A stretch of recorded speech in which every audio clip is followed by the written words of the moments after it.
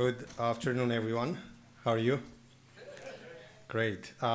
So I'm only going to take a minute, but I wanted to introduce something that with the Aurora team we have been building in the last several weeks. For context, for my day job, I work at Flagship. With a team, we help discover and create new drugs, mostly computationally, so I help lead the AI and ML efforts. But a few weeks ago, we worked with the Aurora team to try to see how we can use the same tools for Aurora.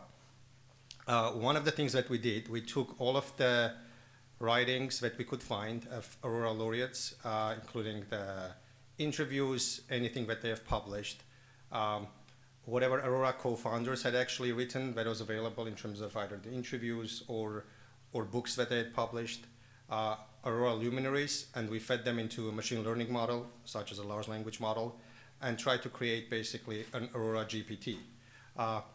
Now, it's as you know, if you have used ChatGPT, you can ask it questions, it's going to respond to you.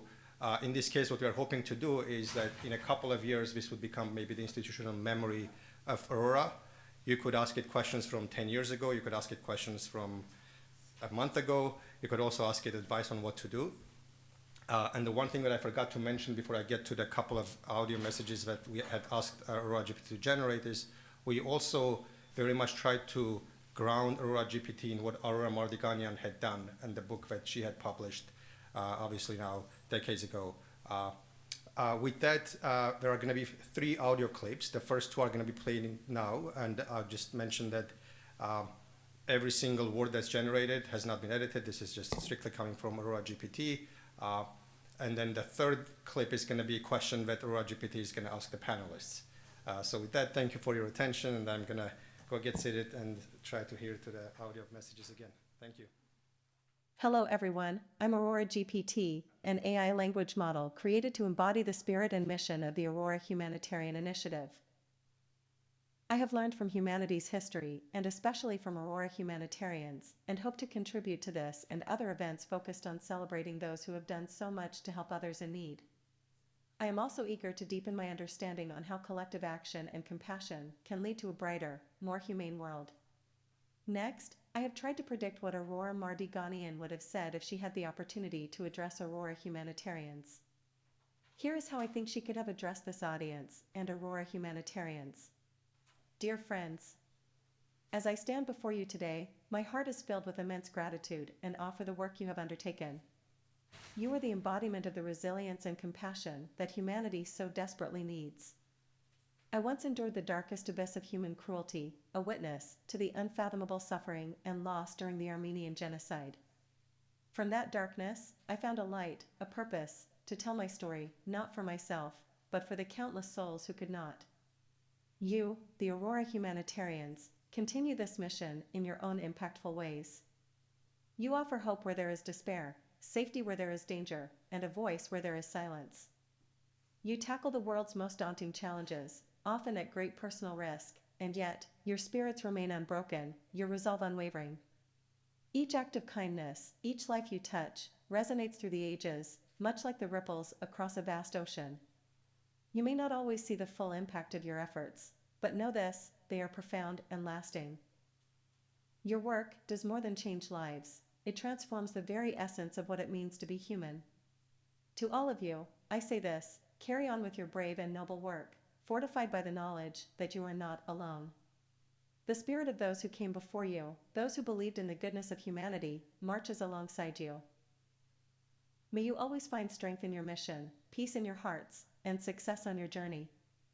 The world is watching, learning, and, because of you, healing. With all my love and respect. Aurora Mardiganian.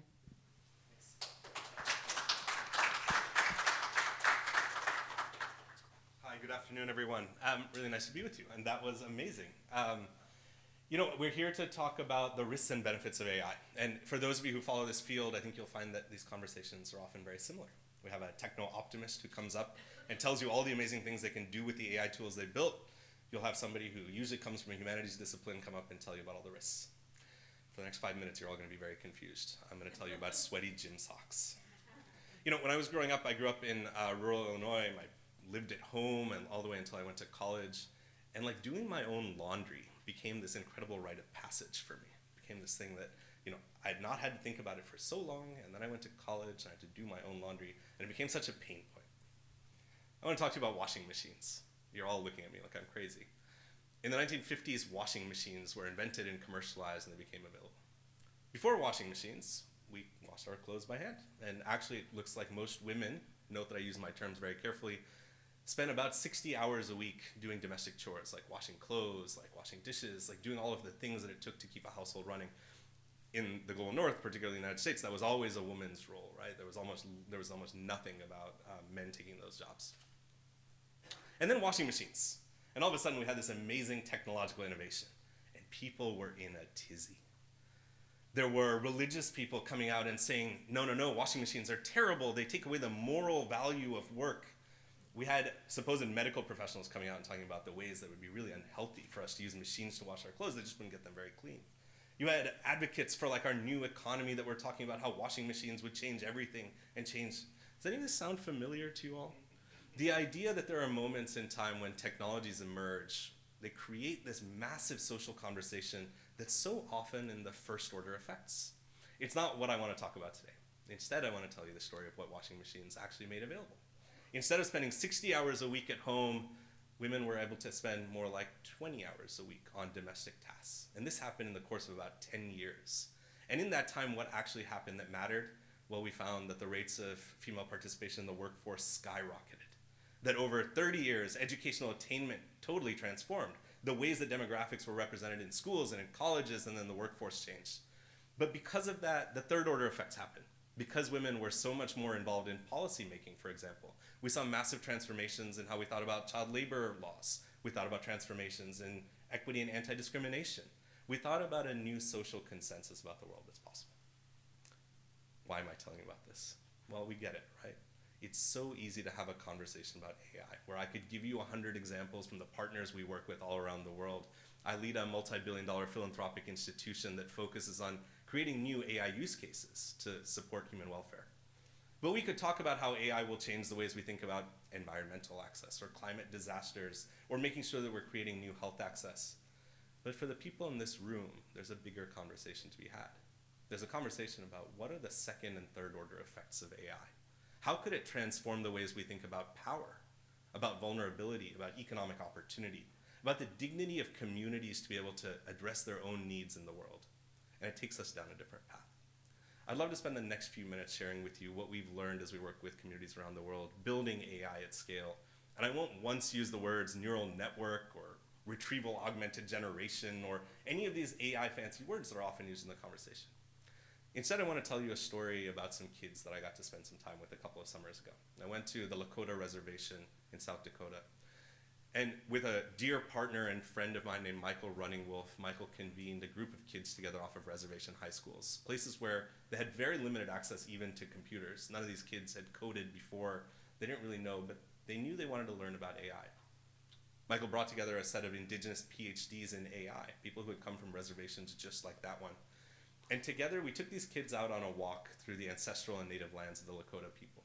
We brought along an ethnobotanist who shared with us the stories of all the plants that we walked by. She told us why they mattered, what their cultural value was. And these kids who were with us learned how to do very basic data collection. They brought their phones with them and they started taking pictures of these plants. They started taking notes. They were building their own model. We took them back into the lab. And we taught them very basic, without having to learn lines of code, how to train an AI system. They used the data they had collected and the stories they had been told to inform what this model would look like. And in the course of 3 weeks, they built an app. The app would sit on your phone, and it was so easy to use. They shared it with all their friends, and I got to walk with some of their friends through the mountain. Here's what the app did. It's a very short story. You could walk through these traditional lands. You could take a picture of a plant. And using this amazing AI that these kids who had never coded before had built, the app would tell you what that plant was. Okay. Like 5 years ago, this was pretty crazy. Now I think we're all accustomed to the idea that AI does things like this and magic becomes normalized, right?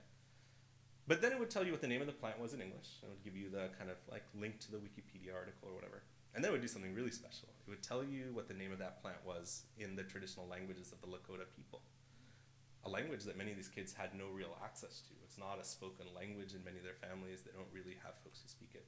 And so they could begin to learn how to take the context of their native lands and put it into a language that was their people's for so many thousands of years.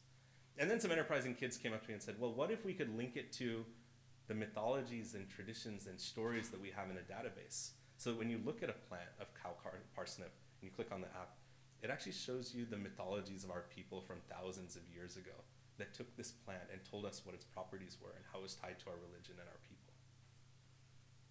It's not a story about technology.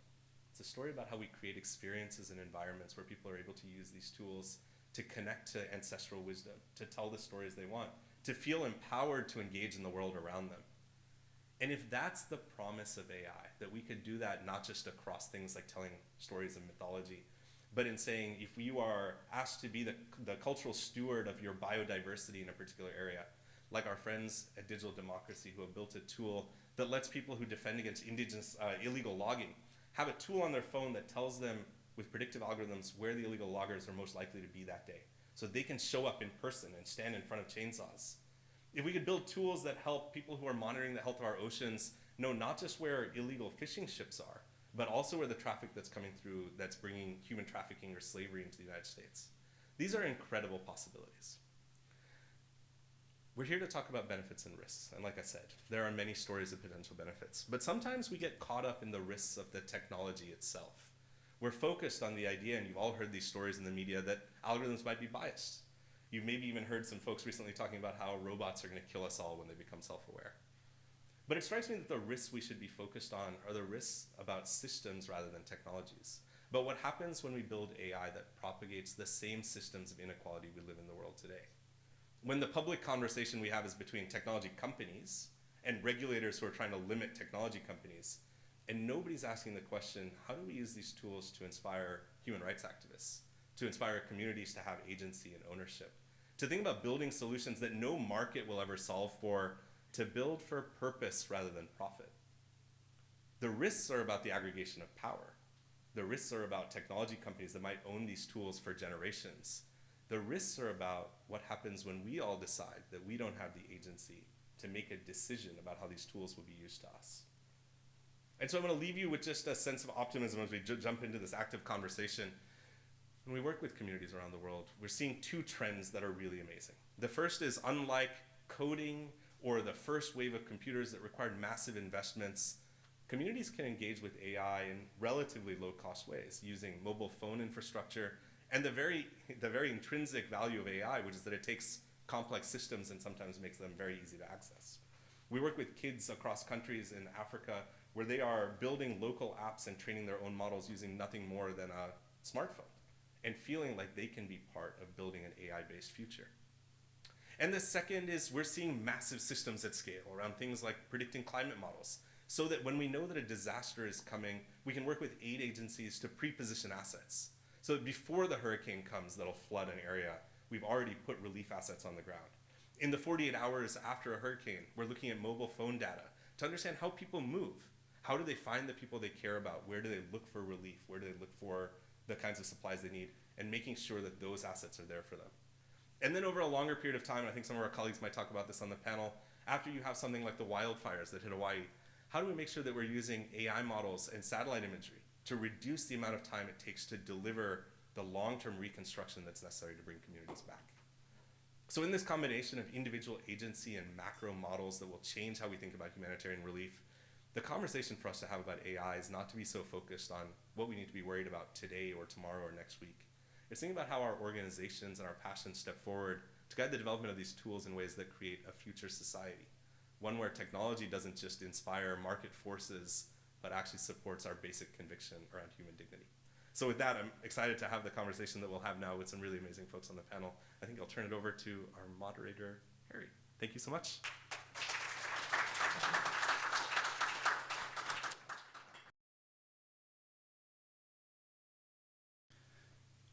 Well, we are here to discuss the pitfalls and promise of AI in a humanitarian context. But let's start on the bright side, because there is quite a bit of a bright side to how AI can make the world a better place. And Andrew, maybe we can start with what you're doing at Planet. I think you might have some visuals as well to help us see what you're up to. Sure. Hi, everybody. It's great. I want to welcome you to 3:28 p.m., the peak learning hour of the day. As you all know, this is the minimum time between when you last ate and when you will next drink. I want to say just a couple things to tie those wonderful opening remarks from Vilas to this larger conversation. You know, this is a complicated subject. It's also a rapidly changing subject. But as a person who works literally on these tools, on these technologies every day, I'm going to show you some examples in a minute. You know, I'm struck by a couple of themes in Vilas's remarks. The first one is that every tool of scientific discovery, I think, eventually becomes a tool of moral discovery, because it fundamentally reshapes our understanding of our relationship to the whole, to each other. That's true of the microscope, it's true of this telescope, it's true of all of these instruments. And ultimately, those tools of moral discovery are really about reconfiguring our relationships. And so thinking about AI and all of these other really powerful tools as tools of relationship to our ancestors, to our fellow community members, to the larger web of life, to all of those things, repositions us ultimately. And the other thing that is important before I show you any of these materials is a line I love from a famous folk singer who many people who are, if you're from the US, you might know her. Her name is Ani DeFranco. Does anybody know who Ani DeFranco is? It's a fabulous line in one of her songs, "Every tool is a weapon if you hold it right." And the reason that really sticks with me is because the relations that we are talking about reconfiguring also affect, you know, they touch upon human nature. They touch upon who we are, the relationship we have ultimately with ourselves. There are tools and weapons inside all of us, right? So how we use these tools, how we deploy them, how we structure them, how we design them, and ultimately where we point them is as much about our normative values and our relationships as they are about what the competencies of the tools are themselves. So one really basic thing, I work for an organization called Planet. We're best known for having designed, built, and operating the largest constellation of Earth-observing satellites in history. They collectively image the entire surface of the Earth every day in high resolution. How many astronauts are here? Right? Okay, so everywhere you've ever been, unless you've been to space, we take a picture of it roughly lunchtime every day. We also have some special satellites that can zoom in on a particular area of the Earth. And one of my closest colleagues and most beloved colleagues, Aline Khalili, is sitting in the back there, actually operates these satellites. So if you ever want to meet a spaceship captain, it's like literally over there. And let me tell you what we do with these tools, because they're directly related to AI. So now can you show us? So what we do here, if you can make that go, is if you can imagine you're the sun, here's the Earth. I'm going to do these super fast because I want you to see and hear from everybody else. Imagine the Earth spinning around like this. This is a group of hundreds of satellites that spin from the North Pole to the South Pole. And as the Earth turns sideways underneath them, we line scan the planet. That means we see everywhere on Earth, every field, forest, every fishing vessel, every refugee camp, everywhere, every day. And now I'm going to try and do this thing. So for example, just a few days ago, there's a rapidly evolving situation happening in Sudan. And we heard someone this morning in the general session talk about the fact that, hey, no one's paying attention to Sudan or DRC or these places, or Tigray, these places that have sort of fallen off the map. Well, we're watching them every single day. And now we have this ability to build a kind of global transparency and global accountability mechanism. This happens to be some work that we're doing with some colleagues at Yale who are tracking what's happening in Sudan very closely. We do an enormous amount of work and enable all kinds of frontline humanitarian and human rights work that's currently happening in Gaza. So the operational work of the UN agencies that are working there, IOM, UNRWA, but also MSF, ICRC, we could go through a long list, and helping entities like the International Criminal Court and other international justice organizations, human rights organizations, document what's happening, not just in that place, but in all places around the world. In fact, I'll just give you one example. It's a few years old to give you a sense of what human rights organizations do when they get access to these tools. Here you see, this is the border of Bangladesh and Myanmar. After the Burmese government tried to push out and ethnically cleanse all of the Rohingya Muslims. You all know that story, I'm sure, intimately well. This is the 2 largest refugee camps over the border in Bangladesh, as seen on day 1. This is them 60 days later. And now these are zoomed way out. We can zoom all the way in and count each individual camp using the tools of AI. I want to show you what that looks like. But this is what our colleagues at Human Rights Watch did. I hope they're going to be able to show this to you. Can you play this video? I don't know if it'll work. But what you're going to see here are a half a dozen villages, and over 5 weeks, what you'll watch here is, this is the Human Rights Watch investigators documenting the systematic erasure of communities from the map, week on week. Now, the thing that was particularly powerful about this example is that our colleagues at HRW were able to take that information, and while that was happening, not 10 years later when they had to reconstruct it from the faulty memories of the diaspora, but in real time bring that information to the European Justice Commission, all of these international bodies, to put pressure on the Myanmar government to change in real time. Because one of the things we have to do is, if we want to safeguard in this era of rapidly accelerating technological progress, we have to move as fast as the circumstances are changing. That's one of the most powerful things that AI allows us to do. This is another example where we're using tools to assess every building in Ukraine continuously, week on week, for damage from the conflict, and doing real-time building damage assessment for civilian infrastructure, water and sanitation, schools and hospitals, delivered directly to the Secretary General of the United Nations on a weekly basis. Because amazingly, the UN doesn't actually have the kind of information resources that all of the member states do. So every time there's a big international conflagration, we see a situation where the people we rely upon, you heard Zaid talk earlier about the urgent need for global leaders to lead, but in order to lead, they have to be informed. So this is the use of AI specifically to assess building damage and potential war crimes and things like that that are happening there.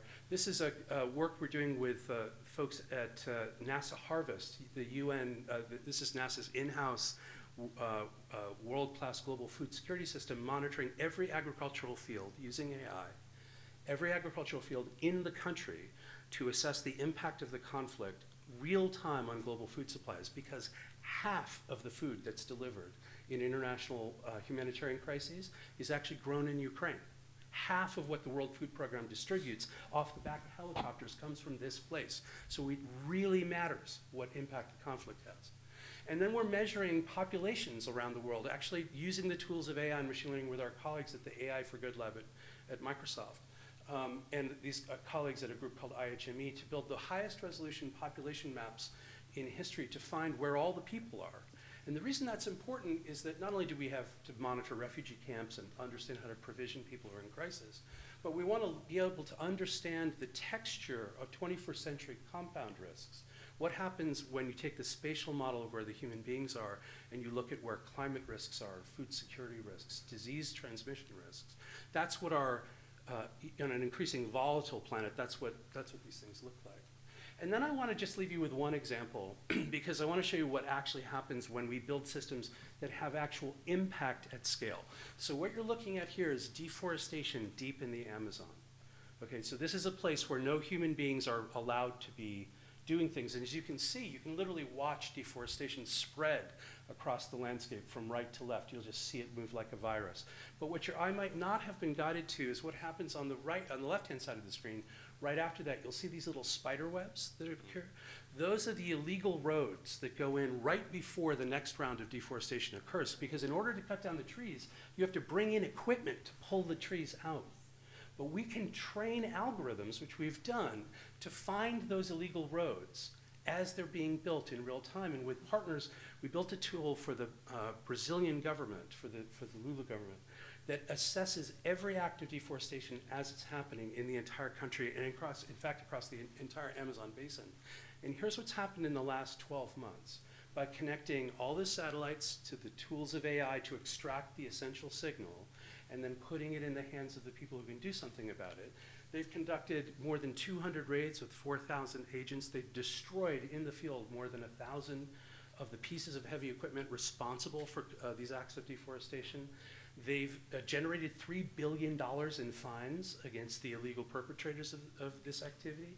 And And I will share with you that there is a profound connection to the protection of human rights and the movement of illegal labor associated with these activities. So there are people in this room, I'm sure know more about that than I do, but most importantly, they've reduced the rates of deforestation in the country 50% year on year by being able to do this. Now imagine that we can apply these to the paragon human rights concerns of our day, the ones that we really care about forced labor, migration, the very things we were packed in this room talking about in the last session. This is what's coming. And candidly, I think it's, I am not a techno-optimist. I am genuinely a techno-skeptic, and I think we have to be very careful about solely filtering our technologies through markets aimed at problems where people can make a buck by building a dating app for cats, right? We need less of that. We need more of this. But the thing I will say about it is that my bigger concern than bias, my bigger concern than markets, my biggest concern is that the people who could use these tools the best are often the least prepared to use them. The scarcest resource we have is attention. The scarcest resource we have are human rights defenders. We have to turn them into superheroes and super empower them with these tools. That's the gap that I'm most worried about. The end. Thanks. Thank you, Andrew.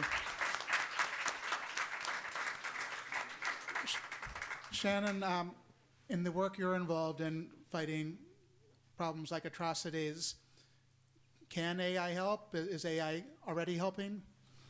So I think Vilas started us off, he gave sort of the preview that somebody usually plays a role in these panels that comes from a humanities background and likes to throw a wet blanket on all the other work, and that is generally the role that I play. Mostly what I do in my job is flag risks for countries, communities on the brink of mass atrocities, of conflict, of what role emerging technology, what risks there are, what role it can play.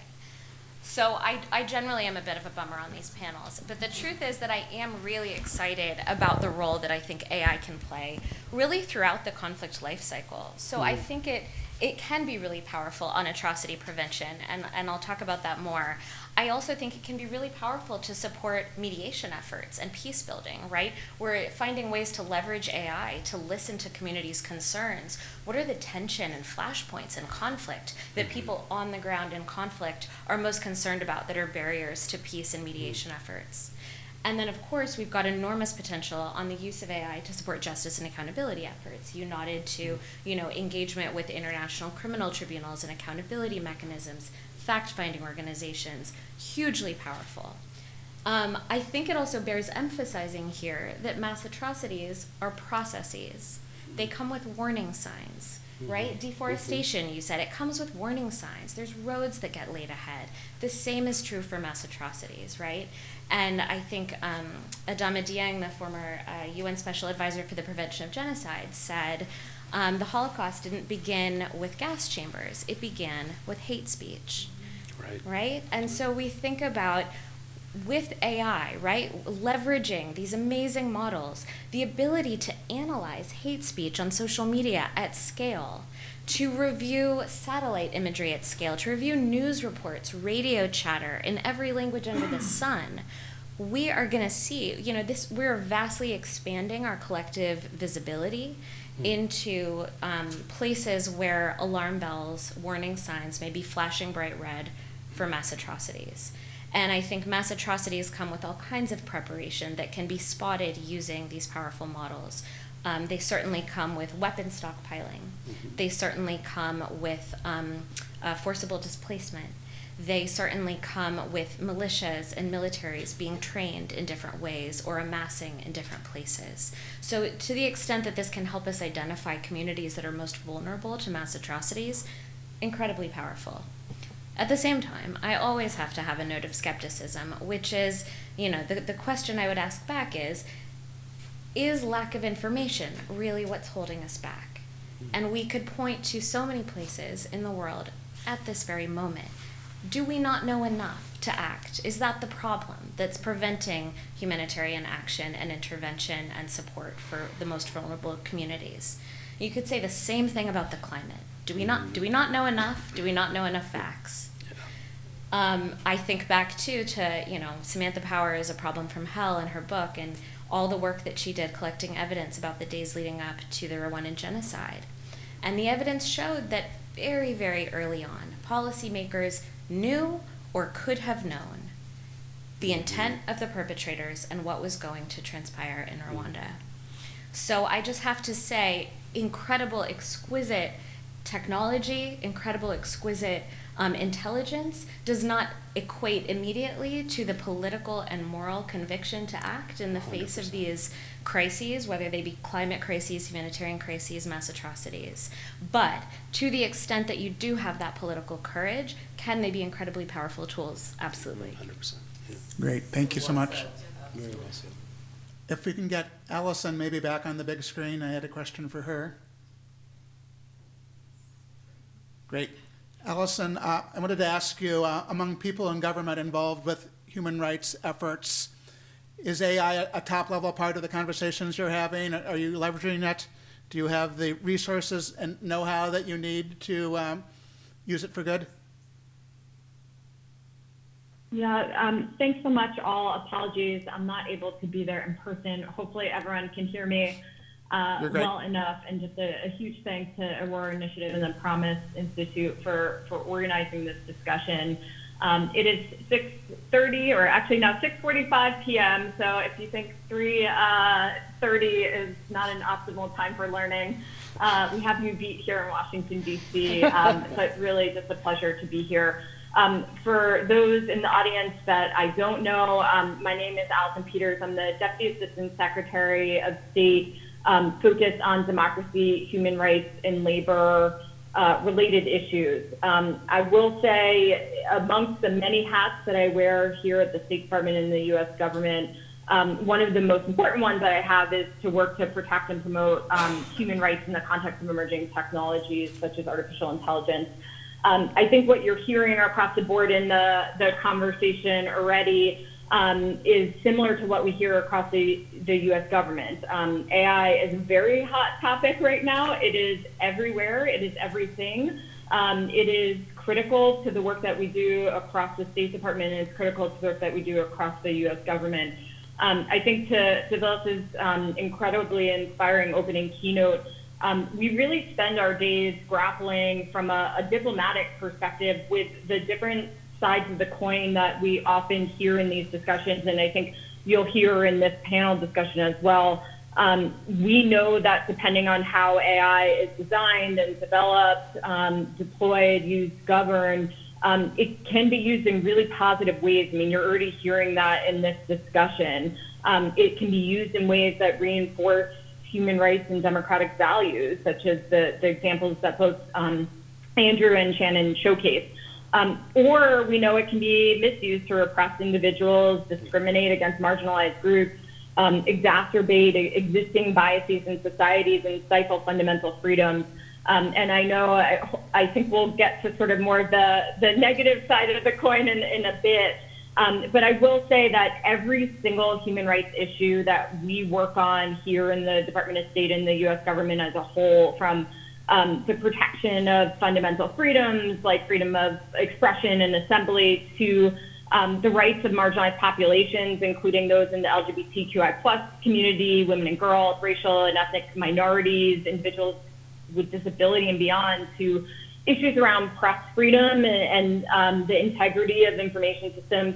We really view AI as an impactful force, one with, at its most simplistic level, both good and bad impacts. So I think the short answer to your question is yes, this is a top-level issue for us when it comes to our human rights agenda. Just last month, our Secretary of State, Secretary Blinken, rolled out our annual human rights report documenting the human rights situation in nearly 200 countries around the globe. And if you read these individual reports, a very light reading I recommend to you all, nearly every single human rights situation that is documented in those 200 reports could be transformed well into the future as a result of AI. On the really positive side, We're already seeing the incredible potential of AI for human rights. You heard a lot of the examples already. Another key example for us is looking at the space of adaptive technologies, which are promoting greater independence for persons with disabilities. We're also seeing the incredible potential for AI to transform our ability to achieve the UN's 2030 Sustainable Development Goals, which really set sort of a shared blueprint amongst countries around the entire globe on how to advance peace and prosperity by 2030. There's, by some estimates, nearly 80% of those goals, everything from achieving global health indicators to providing education for all, nearly 80% of these sustainable development goals could be reached with the advancement of artificial intelligence. We know and are already seeing, and some of the examples that were already given, that this has tremendous impact on people's everyday lives. I mean, that's a human rights related issue in and of itself. So we see the immensely positive examples around the potential use of AI to advance human rights globally. With all that said, though, we also recognize we can't achieve any sustainable development goals if all people don't have their universal human rights respected and protected. And we are continuing to see, as the use of artificial intelligence is just growing in terms of size and scope and scale around the globe, we're continuing to see the misuse of these tools for human rights abuses and repression, and we can save sort of the conversation on more the negative side of the coin for the second part of our discussion. But this is a key focus for us in our human rights agenda. It is why we have really focused in the Department of State in boosting our own technical expertise and capacity. We've stood up a whole new architecture here in the department to focus on cyber and digital policy and issues around emerging and critical technologies. We also are training up our entire diplomatic workforce. Not everyone is going to be a diplomatic expert or a technical expert on AI and emerging technologies, but they are experts on diplomacy, and they need to have this as a sort of key component of the work that they're doing because it has impacts across the board on human rights and broader development objectives. So this is a key area of focus for us to train up our workforce, and a key area of focus for us to train up my team and my workforce that is focused on human rights related issues around the globe.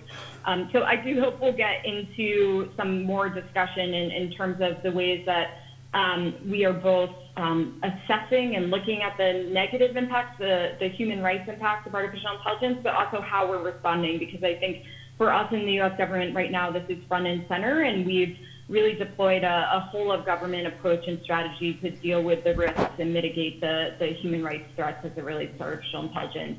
Again, huge thanks to you all for organizing this, and looking forward to continuing the discussion. Thank you. So before we turn to some of the bad stuff, Vilas, you're at a foundation that's in the business of giving money to organizations trying to leverage technology to make the world a better place.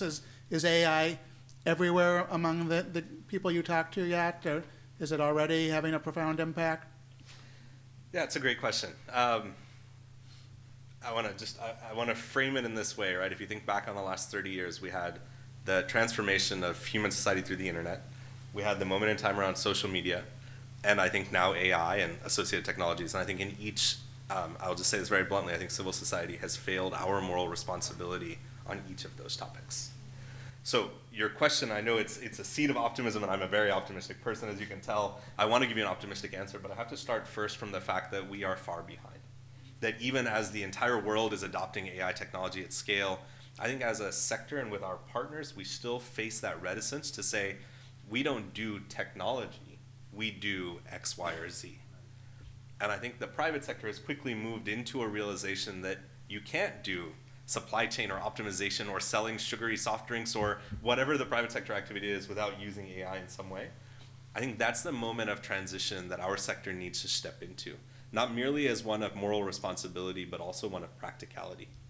If you want to think about how we deliver healthcare to those who are most vulnerable at the front lines, if you want to think about how we make sure that kids in farmhouse schools that have no power still but basic connectivity get access to educational materials. If you want to think about how we step in and stop contained area feedlot operations in the Amazon, you have to think about AI as an integral part of that.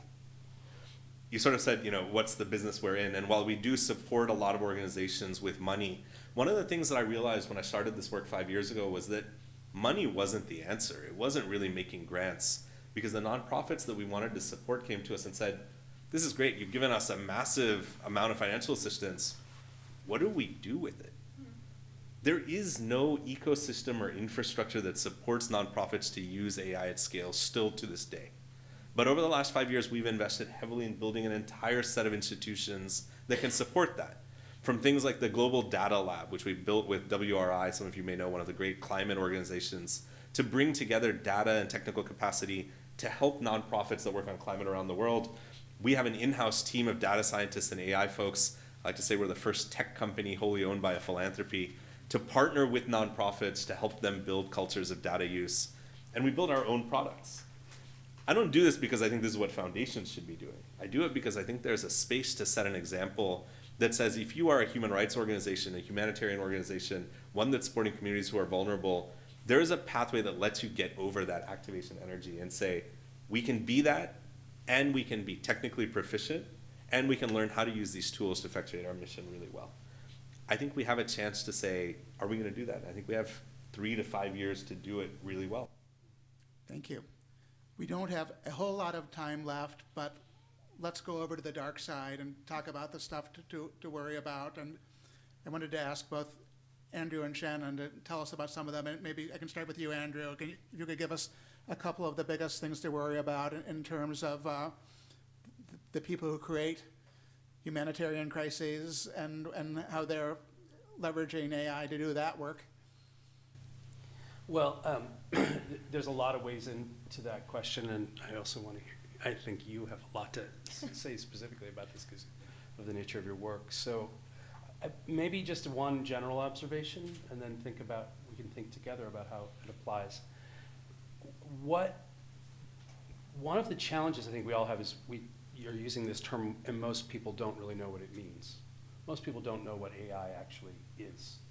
Or what it's rather, a better way to think about it is what its function is, okay? So one of the things that's fascinating about this particular chapter that we're in is there have been many prior chapters of AI. This is just the latest chapter. The last chapter, you'll notice we did not get a lot of hand-wringing about because it was mostly about blue-collar labor automation. And there was a class issue. And so the people who could sit comfortably in a room and discuss abstractions were not particularly imperiled by that particular issue, right? But now, if you look at the disciplines that will be disrupted, they're white collar. So there's a very significant, oh my gosh, now everyone's clutching, oh, but we've got to have meetings about this, right? There's a lot of that. It's about who the incumbents are and who will be disrupted. Now, the reason I mention that is that even that conversation slightly misses something really important, which is that the function of AI is to reduce the marginal cost of intelligence to 0 in any problem. Now, think about the range of problems that we have in the world. I mean, some of them are very obvious, and they're the kind of megafauna, the charismatic problems, you know, climate and genocide and all of these kinds of, there's lots of those things. But one of the biggest problems we have when thinking about intelligence in a problem is we just don't, in a problem-solving context, we don't have a lot of people thinking about the solution. So, you know, one of the things we can begin to do is we can begin to bring intelligence to problems that we haven't really considered before because we haven't had people to work on them before. So they're like radically dimensionalizing the space of people, some of them virtual people, who think about and work on these problems. That's one of the things that AI is going to do. And that's why it's a superpower. So in the context of this, one of the things I will say I think is really important, where did we see AI start to go really off the rails as a place where it created dystopian futures was COVID. COVID, absolutely 30 governments around the world began to deploy AI primarily as a tool of social control You know, if you didn't do this, you couldn't get on the bus. If you didn't do this particular behavior, you couldn't move around, you couldn't go to work. You could begin to be socially isolated, you could be socially typified. So the authoritarian instinct combined with mass social panic created a significant opportunity to deploy AI as a tool of social control in environments where still some of those societies have not recovered. They've not fully restored liberty to people, even though the acute phase of the pandemic is over. And I think, again, what we have to, one of the challenges that we have is that the general multidimensional polycrisis that we're all living through, to pick the term du jour, right, which is about economic contraction, post-COVID, debt, lack of social progress, conflict, climate, loss of nature, all of the giant hairball of crap that we all have to deal with. And just, by the way, never Google giant hairball of crap. I can tell you right now, it's very, very disturbing. But the thing I will tell you is that it causes people to be conditioned to accept instruments of social control. It creates the precursors of authoritarianism. Climate is driving authoritarianism, just as a simple example. As the world becomes more volatile, people look for shelter and they look for the promise of safety. And if the cost of that safety is loss of liberty, that's a transaction that en masse people seem to be willing to make. And AI can and will be an instrument of that, even if it never leads to acute phases of genocide or the kind of mass atrocities that Shannon's an expert in. So those are the spaces where I get really nervous. And then the other one that I'll mention, I think, just not to be an optimist, but to put it on the other side, is that at the same time, an era of radical transparency, climate and otherwise, is being born in front of our eyes. And transparency does drive some forms of accountability, even as, paradoxically, I think we heard this term today, impunity, the age of impunity, right? Well, the opposite of impunity is about transparent accountability. It's about holding people to account. And these data systems, if we set them up right, can have a deterrence effect, and they can have an accountability effect. In fact, actually, that's why the UN treaty that governs outer space allowed for people to take pictures anywhere on Earth at the beginning. Anyway, I'll stop there, but I think it's a complicated story. Shannon, bias is always an issue with AI. Are there particular reasons why that's true and things relating to human rights, and any way we can think about that in a way that's helpful? I mean, I think that's one of the areas where AI is not special, right? There's biases inherent in any emerging technology. And I don't think that's necessarily, it's not a reason not to use them. It's to go in eyes wide open. It's to embed human rights and humanitarian law expertise in how they are designed, deployed, implemented, right? But some of the ones that come to mind with AI, right? I mean, I think we have to always be asking ourselves the question, what is not showing up in the data, right? And so if we talk about something like satellite imagery, analyzing mass amounts of hate speech, right, on social media, to talk about some of the examples we were discussing earlier, yes, you have signs of mass atrocities that show up in that can be analyzed by AI. You have, buildings being exploded, mass graves being dug, weapons being stockpiled. But what about sexual and gender-based violence, right? What about the sort of invisible and more insidious, quietly occurring risk factors and threats that are occurring? I also think you have still a huge, huge digital divide.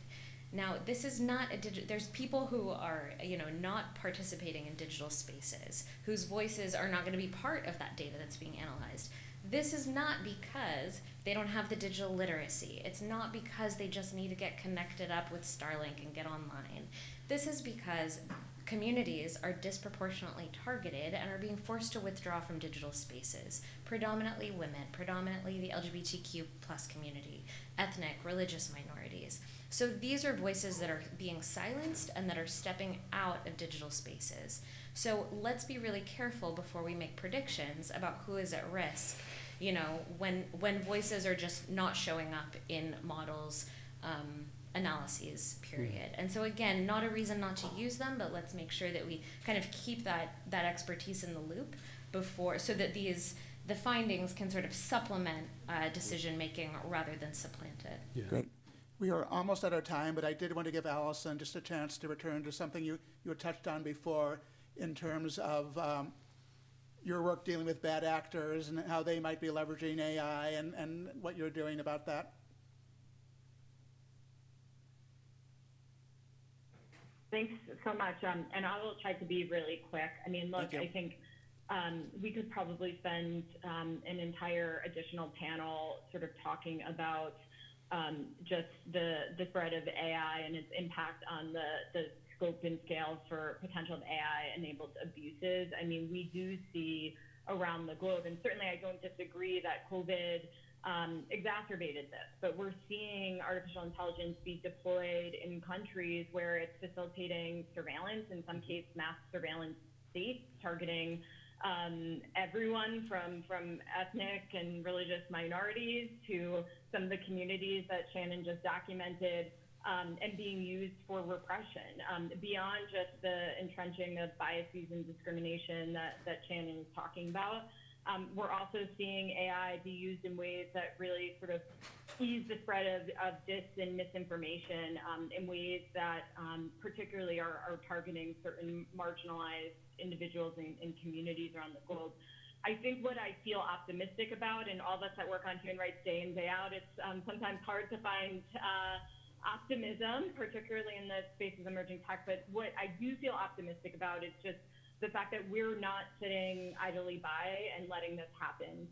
We are, in the international system, really leading the ways and pushing back and defining the rules of the road in terms of how we are designing and developing and deploying and governing artificial intelligence and other emerging and critical technologies. We're doing this in a couple ways. I'm not going to go into long detail since we don't have a lot of time. But I will say, first and foremost, we're starting here at home. The president has signed a pretty sweeping new executive order, which has sought to promote the safe, secure, and trustworthy development, deployment, and use of AI. And this really is targeting both binding requirements on our own government and contractors operating on our behalf, because we recognize that in order to go around the globe and talk to other governments and try to advance an affirmative agenda to the use of artificial intelligence that respects human rights, we need to start here at home with our own agenda. The president has also been very clear on calling on our own Congress to support regulation of the private sector to mitigate artificial intelligence risks as well. The second key thing that we're really doing is working with our partners, both like-minded and non-like-minded, in international fora, to advance rights-respecting approaches to the governance of artificial intelligence in ways that promote human rights.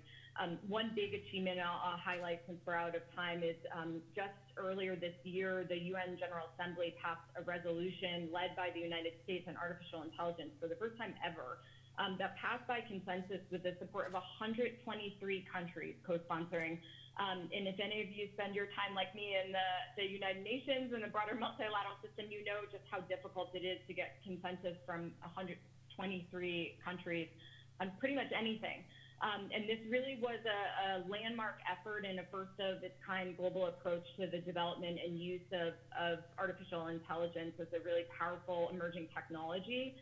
It both underscored some of the really key benefits that we've talked about here today and beyond, but it also really makes clear that human rights needs to be a key component of how we are developing and using artificial intelligence. We're also focused right now in negotiations on a first of its kind treaty in the Council of Europe focused on artificial intelligence. So again, there's a lot of work that we are doing to really shape and lead in terms of setting the rules of the road in terms of how AI is being designed, deployed, used, and governed. And then finally, I'll just say we're not only raising abuses directly in our diplomatic engagements with government, but we are amplifying what we see as an affirmative vision for what rights-respecting use of these technologies should look like. So it's not enough to just sort of document the horrors of the misuse of artificial intelligence for human rights abuses and broader digital authoritarianism, but we are really engaging in a broad-scale discussion in terms of what an affirmative vision would look like for the use of this technology, and defining how it should and should not be used in terms of setting guardrails. So while certainly I spend my days sort of looking at the negative side of the coin as it relates to human rights abuses and impacts, there is a lot that we are doing in the United States government right now to lead the way in terms of the global system and shaping the rules of the road. And again, that's what keeps me going each day and gives me a lot of optimism on the issues that we're talking about. Well, I'm glad we were able to end on a note of optimism. Allison, Shannon, Andrew, Vilas, thank you so much for being part of this important conversation. Thank you, audience, as well.